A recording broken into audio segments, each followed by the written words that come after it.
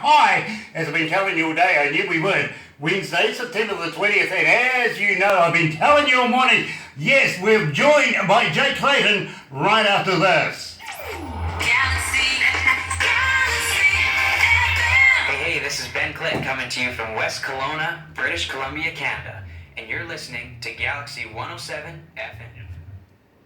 Yeah, sorry about that. So what we're doing right now is we're going through the ads, and then we're going to go into your song, To the Rescue.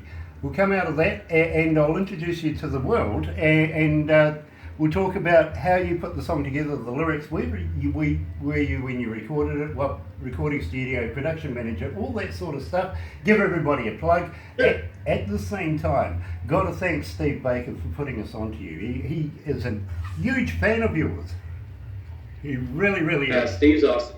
Yeah, mate. Good time knowing him the past couple of years. Nice. Well, I'm a big friend of his. I really respect and love what he does, if you know what I mean. So, yeah, I'll give him a big shout out. Listen, you've worked with Tanya Tucker and Sonny Sweeney. Wow, that's huge. And Colin Ray and Jamie O'Neill. You've really landed on your feet through your career, haven't you? Sometimes you think you haven't done much, and then you go home at Christmas and you see people you haven't seen in a year, and they ask you what you've done, and you start talking, and you don't stop for a half an hour, and then you just look back at the people that are looked over. It's like, oh, wow, that was a pretty hefty year. Yeah. So it does escape you actually do. Man, I've had a blast doing it, and have been very fortunate to have a great career working with not just popular people, but good people as well. Yeah, absolutely. And at the same time, I've got to warn you that somewhere along the way, we've got a young lady from Australia, from Cairns, Australia, which is another country to us, just they're our cousins over the ditch. She always, every interview, and I don't know what it is, maybe she's looking for a husband, but she keeps typing in and asking, what's your marital status? So if I come along and say to you, hey Jake, are you married? What's your marital status? You know it's coming from Australia, okay? Sure, I got you. And I keep telling her many times, every time she does this, maybe you've got to own a brewery and a boat. Yeah. Brilliant. Yes, sir. Now, your parents sung professionally as well. Yeah, my parents had their own, I always call it a lounge act. They played a lot of hotel casinos in America back in or not casinos, hotel lounges back in the 80s and 90s. Back when karaoke, there wasn't lyrics. It wasn't like a screen you looked at and the lyrics come up across the screen. It was, just you had to know the songs and they had the backing tracks. Right. So my parents did that. Well, I grew up listening to my parents sing, the greatest hits of the 60s, 70s, and 80s. Nice. So for me, the country songs, I just grew up hearing my parents sing. And when I got hired by Tanya Tucker, I didn't have to do any rehearsal for it. I knew all songs. Nice. Anyway, let's go to the desk and have some fun.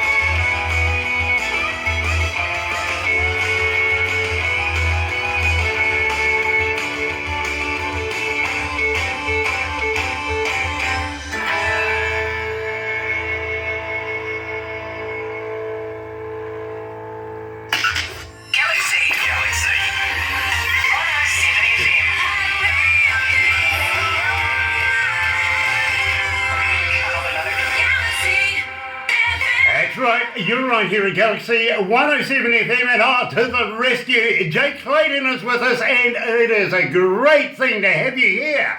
and coming out of Nashville. Welcome along. It's a pleasure to be here. I'm absolutely excited. Yeah, believe me, we are here too, and I've got to be honest with you, Jake, we interview maybe 1 to 3 bands a week, but we get maybe about 30 to 50 bands a day wanting to get here. And I got to thank Steve Baker for getting in touch with us and saying, hey, listen, you've just got to check this young man out. Now, you play over 20 instruments. Tell me about that. Well, I started out, I saw Garth Brooks live in Central Park on TV, like a lot of Americans did in 1997, and told my parents, I want to do that for a living. I want to play fiddle. And they're like, fiddle? You don't want to do what Garth's doing? I'm like, no, I want to play fiddle. So I really was gravitated toward his fiddle player, Jimmy Mattingly. And during the latter part of the 90s, there was a lot of really good bands that had a lot of fiddle in them, as opposed to not just Garth Brooks, but I mean, come on, the Dixie Chicks. You know, so the fiddle was really dominant in the music. And I got hired when I was 15 to be in a country band. And I got really tired of every time one of the singers wanted to do a song, the band leader was like, oh, we can't do Eastbound and Down because we don't have a banjo player. Or, you know, we can't do Harper Valley PTA because nobody plays the dobro. And so I was finally like, okay, look, if you guys, you know, I was 15, if you provide the instruments, I'll figure them out and play them in the shows.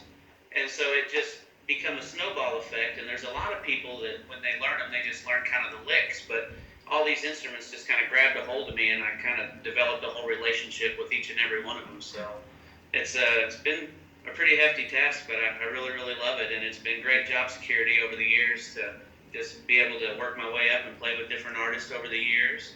Well, I'm glad you said different artists. I mean, you've played with veritably the who's who of music in your genre. I mean, you've done Tanya Tucker, Sonny Sweeney, Colin Ray, Jamie O'Neill, but moreover, and I'm glad you mentioned Garth Brooks, because you have worked with Garth Brooks, Taylor Swift, Brad Paisley, Miranda Lambert, of course, Justin Moore, Dirk Bentley, and also Jason Aldean. Now, tell me about these. These are superstars. How did you get a hold of these people? Well, a lot of these I was playing, you know, I was one of the musicians in one of the bands that they selected to come out and open shows for them. And as you're out on the road with these people, you know, you all still eat in the same cafeteria. You still walk around in the same, you know, 1,500 square foot stage area back there. You know, like everybody talks to each other and everybody gets to know one another. And, you know, you end up playing with people. Like when I was out with Brad Paisley in 2009, I was playing with an artist named Jimmy Wayne. And it was him and then Dirk Bentley and then Brad Paisley. And Dirk's had, you know, jams every night after the show in the dressing rooms. Like, he didn't get enough for just playing for the crowd. He would come off stage and run to the bus, change shirts, grab a drink, and come into the dressing room and play for hours. And you get to sit there and jam in on the songs and play right along with them. And you know, they didn't have a fiddle player, so, you know, I kind of got to do some stuff out there with that, and it was pretty fun. Yeah, no. So that's how you meet these guys, and it's great. They're all really nice people. Yes, I fully agree with you, and you know, sometimes I do some shows with different bands around the world and different artists, and after you come off stage, you're just so wired, you really don't want to come down from that, do you? So it is quite a family time, really, isn't it? Yeah, it really is, and you know, sometimes it's weird because, you know, a lot of times your slots on stage sometimes are like, you know, between 7 and 9, playing out on the road. And then some nights you'll play these big festivals headlining, like playing with Tanya, and you won't play till like 11 o'clock. So like at that time, you know, now all of a sudden you don't get done till 1:30 in the morning, and then now all of a sudden you're at Waffle House at 3 trying to figure out if you're going to go to sleep or not, you know. Yeah, exactly, and believe me, thanks for reminding me what it was like on the road, because believe me, I've been there as well. And now, your parents also used to be professional artists. Now, tell me about them, because I think it's relevant that we do.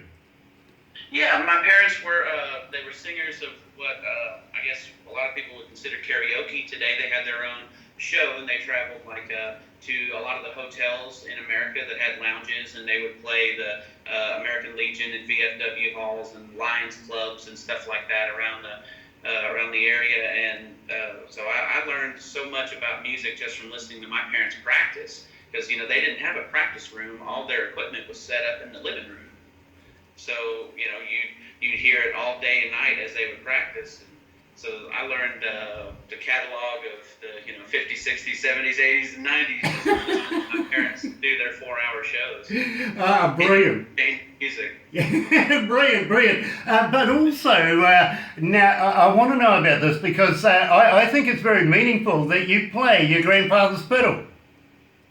Yeah, my mother, my grandfather, my mother's father, had this fiddle that he got when his father died, and really past that, which would be like the early 1900s, nobody really knows exactly where it came from, past that. But yeah, it's been in my family since at least the turn of the 1900s. And when we got it, it was in 5 pieces. It had been in a storage shed, non-temperature controlled storage shed. So the instrument was in 5 pieces, and so we had to get it all put back together. And the gentleman who worked on it did such an amazing job, and the instrument has been stable. I've had it now for 16, 17 years. Now, I really want to know about this, Jake, because it is a favourite place of mine. And now you have played at the Garden, Madison Square Garden. Now we've played there in the past ourselves with an Australian band called In Excess many years ago. Now, and believe me, it was a long time ago now. But the Garden is a very favourite place of mine, especially the ambience of the place and the sound within the place. So how did you find it? It's so big and it's so overwhelming because, every backstage at an arena, no matter if you're playing the Cleveland Indians Stadium or you do, all the backstage areas, it's just a tunnel. You're just kind of going around in a circle, and there's a locker room that they've converted into the catering area for the day, so that really wasn't the difference. When you step out into Madison Square Garden, it's the vastness of the people inside. And just seeing how many people come there on a regular basis to see art and entertainment is definitely, in my opinion, one of the world's biggest enclosed stages. Only some of them huge festivals that they have in places where they take up just, acres and acres of field, and, the people in the back can't hear the music. It's the biggest stage you'll ever play. Yes, and I am so pleased that you said that, because I kind of, we've only ever been there once. Well, actually, I tell a lie, I was there twice. I went to see a wrestling match there the night after we played. So I really did enjoy that particular venue. Now, but let's take nothing away. You've played at the Grand Ole Opry. Yeah, I've played over at the Grand Ole Opry around 50 times over there. And I've had an amazing experience over there at the actual Opry House, and then the Ryman downtown. They're such an amazing operation and an amazing institute of traditional music, and they got really damaged in the flood back in I think it was 2011, I think it was, and got a lot of their archives and stuff got destroyed. But it's really amazing what they're still able to hang on to. Of the backstage area that a lot of people don't get to see, and standing in that circle is just one of the most highlights of it should be any entertainer's dreams. I mean, that's really where the first radio shows started, right there. Exactly, and I got to admit with you that I have been inside the Opry building. It's steeped. It is just steeped. You can feel that tradition in there. You really can. Haven't had the pleasure of being playing on stage, but I have stood on it, and I've stood out looking over the whole building. It is just it just makes you bristle, doesn't it? Yeah, the Ryman downtown has the coolest effect to me is that when a show is going on, there's a curtain that falls in the back, and there's like a 2.5-foot space behind the curtain and the wall that anybody who has a dressing room over there has to walk down that same place to get there. So all the artists that's ever played there at the Opry that were on that side of the stage, which if you played there multiple times, you're going to be over there, have all walked down that same little 2-foot hallway, and it's really, really cool. That to me is about as isolated and like that tradition as you can get. Now, I got to ask you, Jake, we opened up the show with To the Rescue. Now, tell me about the lyrics of that. How did you come to put that together? Where did you record it? I recorded it in a studio that I own with my business partner and producer, Rob Daniels, as well as a business partner of ours, Ray Boone. So we work in, Ray is a songwriter as well as Rob and myself. And we had this, it started out as an instrumental idea, and had this instrumental written out and decided that it needed lyrics. And I had most of the chorus put together.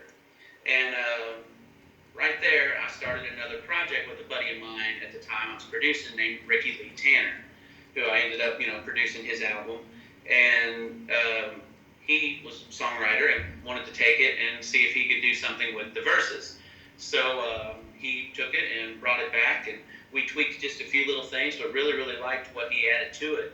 And we kind of sat down and discussed, the content of what it would be. It's kind of supposed to be a lighthearted take on like domestic abuse or spousal abuse, if you will, and just, finally standing up and trying to do what's right and help somebody, have a better life. I get it now. I really, really do, because as I said to you earlier on, we do have so many bands that want to come to us and do the interviews and stuff like that. When Barbara gets hold of the music and then she goes into the production area, they have meetings, download the music, everything like that, do a bit of work on it, again, more meetings, and then they bring it to me and I get the final say, to be quite honest with you. That was the very first song that I heard of yours, and I thought, this guy's got something. I really, really like this. So I wanted to know more. Then I heard By the Light of the Moon. Now, I would love to know about this, because I absolutely love this track. How did you come to that? Well, I appreciate that. So the production team that I use to put everything together is myself and the gentleman I mentioned earlier, Rob Daniels. He produces all the tracks, helps me record everything, and he's also a great guitar player. So most of the stuff that you hear on the albums, I played the majority of the instruments, anything that isn't drum related. I used a gentleman named Troy Laquetta from the multi-platinum rock band Tesla, which I'm sure a lot of your listeners are familiar with. So he's been a buddy of mine for a long time, and he played on the tracks and did such an amazing job. And By the Light of the Moon was just a guitar riff, as a lot of my songs come to me first. It's just guitar hooks, and so just kind of started messing around with that song. And you always hear from people like, oh, well, I see you write different stuff, but can you write something that's a little more mainstream for right now? So that's kind of my answer to that with that song. Jake, I am so happy you mentioned Tesla, because there's friends of ours that are currently, as we speak today, doing a tour with Tesla. They are called Vox, or Voices of Extreme.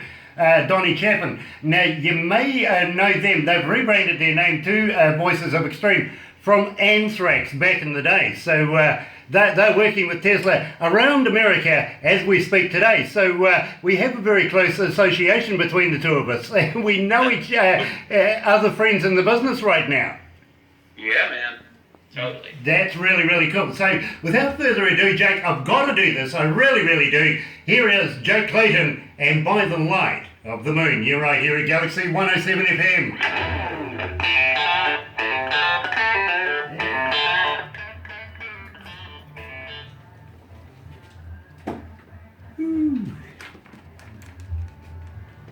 Are you okay there, bro? Yes, sir. Nice. I hope you can work out our accent over here. We're sort of really dry-assed, aren't we? Yeah, I think I'm doing all right. I think I'm doing okay. Nice. I tell you what, I'm going to talk to you about your websites, everything like that. Also, are you on Spotify and iTunes, stuff like that, so our fans can download your music? Yes, sir. And at the same time, whether you have a merchandise store, stuff like that, so that our fans can go and buy your products as well. Sure. Then I'm going to move into talking to you about the magazine. Now, do you know anything about the magazine? As in your magazine? Yes, we have a magazine that we're involved with. It comes from Pennsylvania. I know a little bit about it, but at the same time, please explain to me from the horse's mouth. Okay.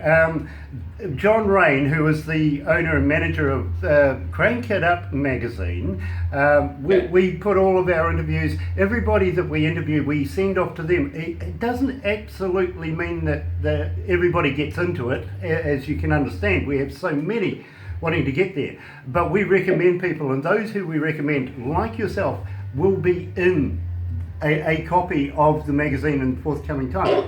He also makes movies, bro. He's a friend of Quentin Tarantino's, and he makes all the gory, scary kind of movies, if you know what I mean. Oh yeah. He gets his funding from Warner Brothers and from Universal Studios and even Bollywood. He's doing a bit of work with Bollywood, which is really funny because I asked him, can you understand their lingo, bro? Not a clue, but I like their money. Yeah, definitely. But in the meantime, I mean, he wants to take the best of the bands that gets into his magazine and bring them here, down under, to do a tour. So, but he's going to bring 3 or 4 bands at once. Anyway, we'll talk about that as we go through it because we'll go back to the desk. Sounds good. And a bunch of friends. Then things got hotter, so we jumped back in the water and whistled back to Dixie again. That full moon is rising in the sky, shining down on us just like a light. This night will be over when she's soon. All the fun that I can have with you, out of the moon.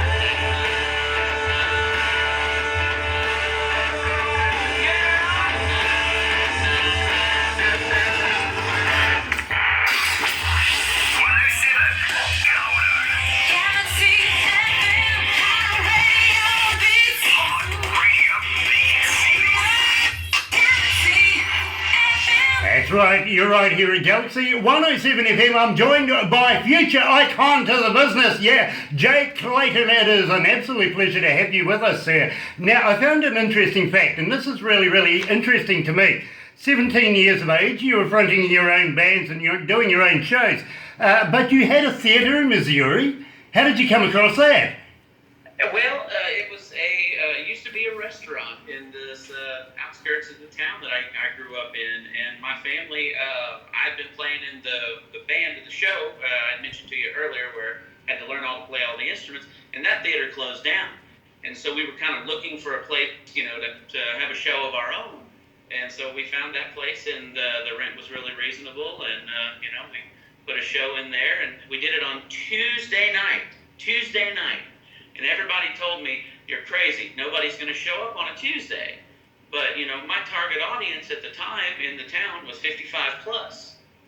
So, the weekend is any day.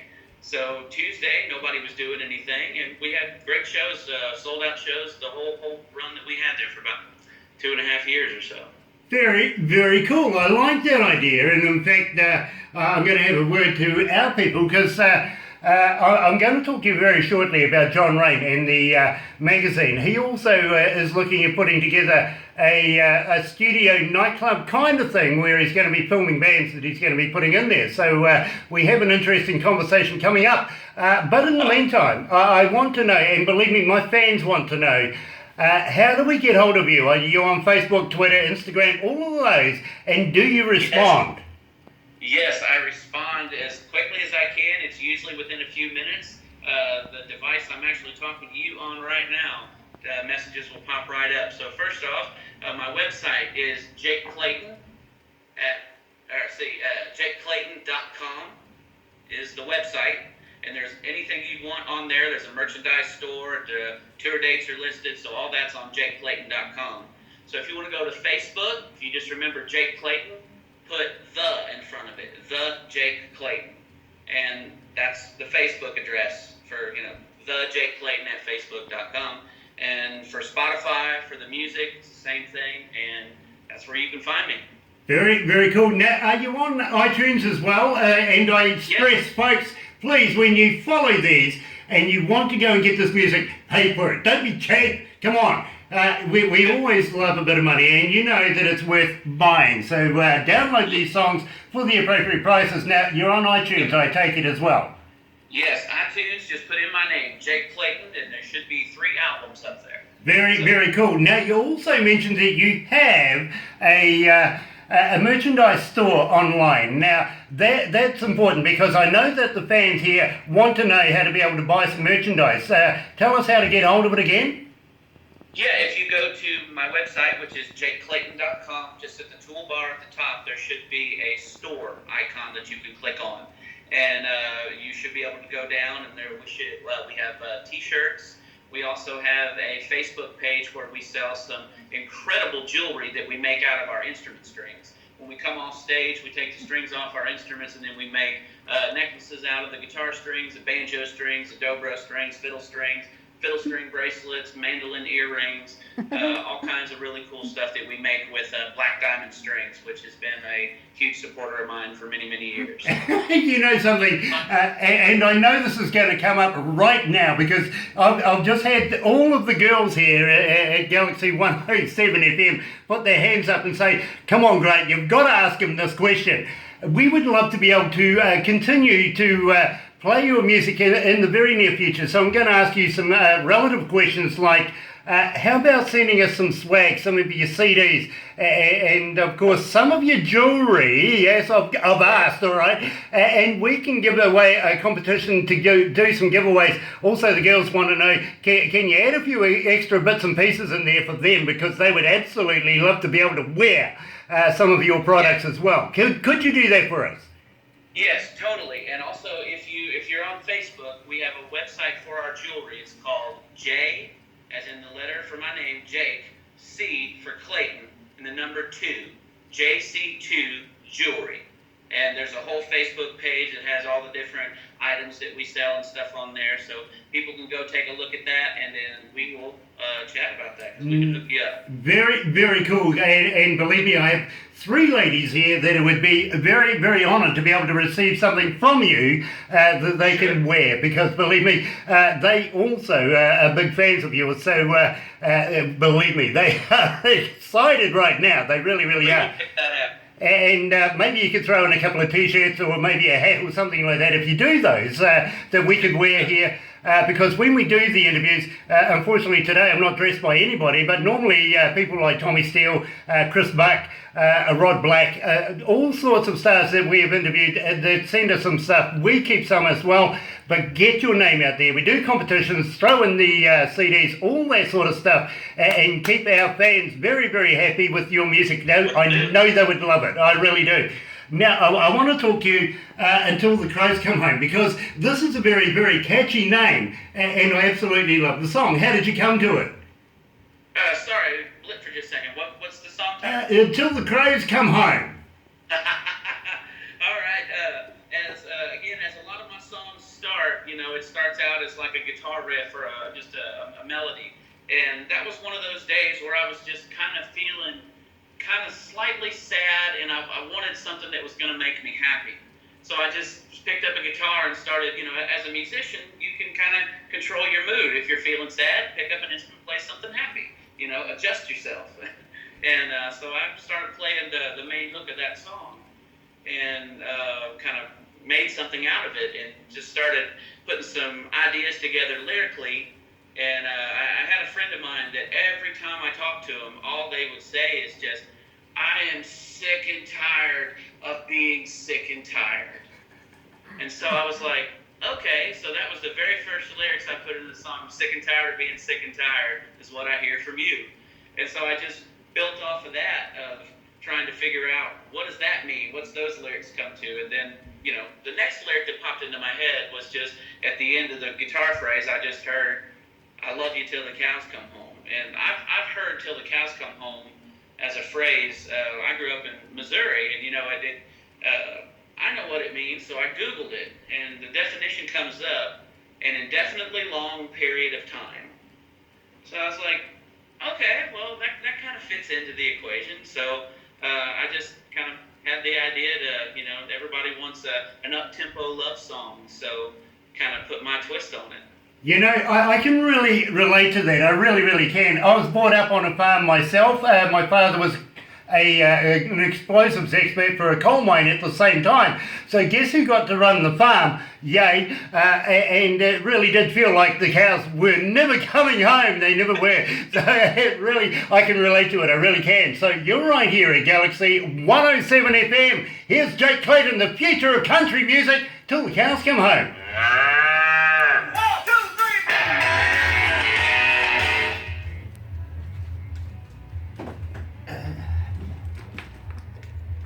Are you all good there, bro? Yeah, man. How about yourself? Oh, I am absolutely loving this. It was is an special with absolute the light pleasure. on. Yeah. Barbara was just asking, could you turn a light on so that we can see you a little bit? You put it on just a minute ago. There, Okay. that's Yeah. much better. Okay. Now you can see all my wrinkles, right? Yes. Good, thanks. Hey, I got the perfect face for radio. How's that? Yeah. Totally. And Barbara keeps making faces at me, so from time to time I just absolutely lose it. And she knows when I'm coming back in to interview somebody, and it's the worst time because then is my most vulnerable time. Sure. Oh, come here. This is